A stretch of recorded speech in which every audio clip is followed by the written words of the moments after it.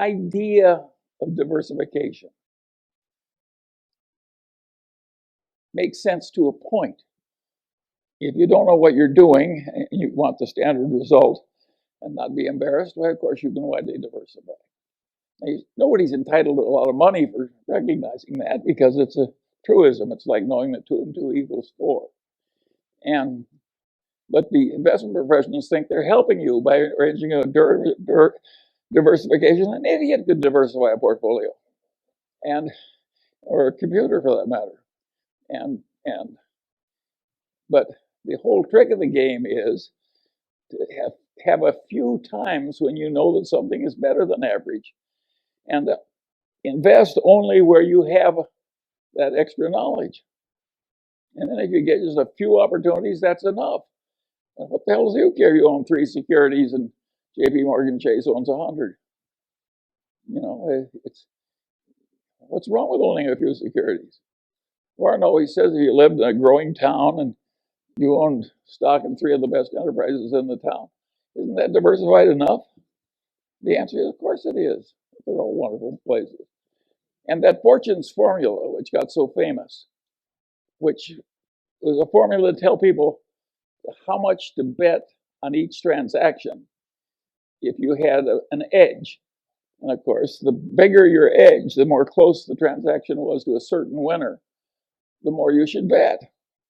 And of course, there's mathematics behind it. But of course it's true.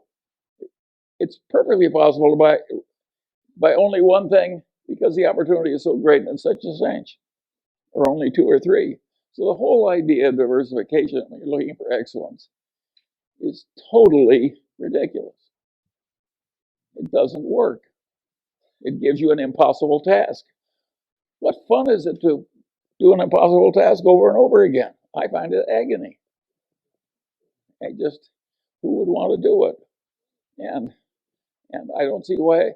My father had a client. He was a lawyer in Omaha. He had a client whose husband had a little soap company.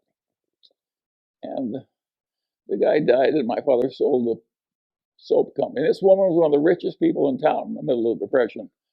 And what she had was a little soap company in a big mansion in Omaha's best neighborhood. When they sold the soap company, she had a mansion in the best neighborhood and $300,000. But $300,000 in 1930-something was an incredible amount of money. A little hamburger was a nickel, a big hamburger was a dime, and the all-you-could-eat cafe in Omaha would feed you all you needed to stay alive for 2 bits a day. I mean, 300,000. Well, she didn't hire an investment counselor. She didn't do anything. She's a wonderful old woman. And she just took that and she divided it into 5 chunks. And she bought 5 stocks. I remember 3 of them because I probated her estate. And it was, one was General Electric, one was Dow, one was DuPont. I forget the other 2. And she never changed those stocks. She never paid any advisor. She never did anything. And she bought some municipal bonds. She never spent her income. And she bought some municipal bonds from time to time and by the time she died in the 50s, she had $1.5 million. No costs, no expenses. I said, how did you decide to do that? And she said, well, I thought electricity and chemistry were the coming things. We just chunked it all in and sat on our ass. I always liked that little woman. My kind of a girl.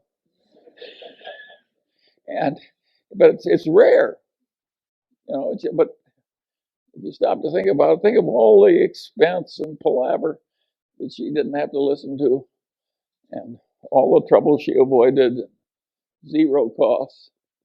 And of course, what people don't realize, because they're so mathematically illiterate, is if you make 5% and pay 2 of it to your advisors, you're not losing 40% of your future. You're losing 90%. Because over a long period of time, that little difference causes a 90% disadvantage to you. So it's hugely important for somebody who's a long-term holder not to be paying a big annual toll out of the performance.